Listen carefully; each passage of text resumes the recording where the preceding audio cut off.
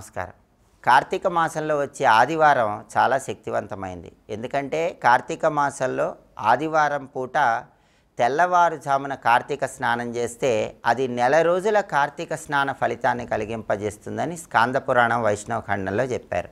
కార్తీక స్నానం అంటేనే సూర్యోదయానికి కనీసం అరగంట ముందు చేసే స్నానం అని అర్థం. సూర్యోదయం తర్వాత చేస్తే దాన్ని కార్తీక స్నానం అనరు.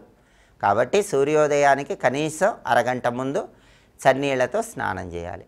స్నానం చేసే సమయంలో మీరు స్నానం చేసే నీళ్ళలో చిటికెడు పసుపు, చిటికెడు కుంకుమ వేసుకొని ఆ తర్వాత ఆ నీళ్లతో స్నానం చేస్తూ గోవింద గోవింద గోవింద పుండరీకాక్ష పుండరీకాక్ష పుండరీకాక్ష అనుకోండి. అప్పుడు ఈ కార్తీక స్నానం అనేది 3.5 కోట్ల పుణ్యతీర్థాలలో స్నానం చేసిన విశేషమైన ఫలితాన్ని కలిగింపజేస్తుంది. కాబట్టి కార్తీక ఆదివారం నాడు చేసే కార్తీక స్నానం 30 రోజుల కార్తీక స్నాన ఫలితాన్ని ఖచ్చితంగా ఇస్తుంది. దీనికి ప్రమాణం స్కాంద పురాణం వైష్ణవ ఖండం.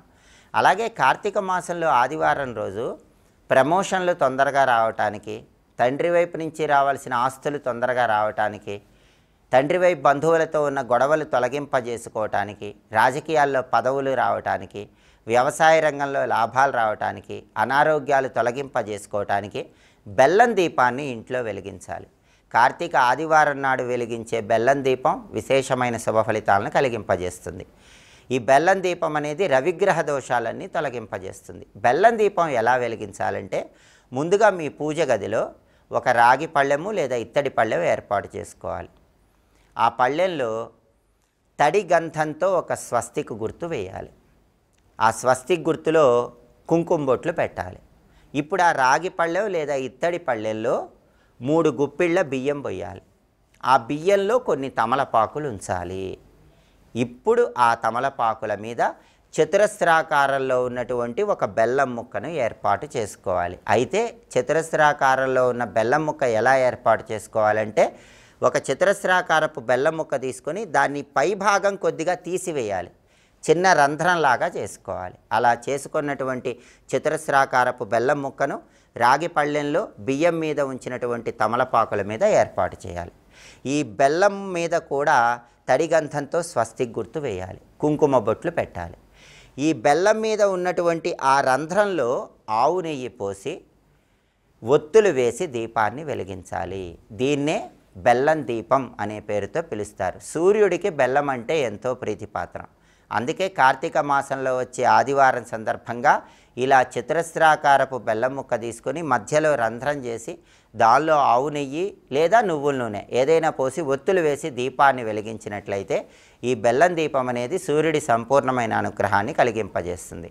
ఈ బెల్లం దీపం కొండెక్కిన తర్వాత ఏం చేయాలంటే ఆ బెల్లం దీపాన్ని ఎవరు తొక్కని చోట చెట్టు మొదట్లో వేయాలి.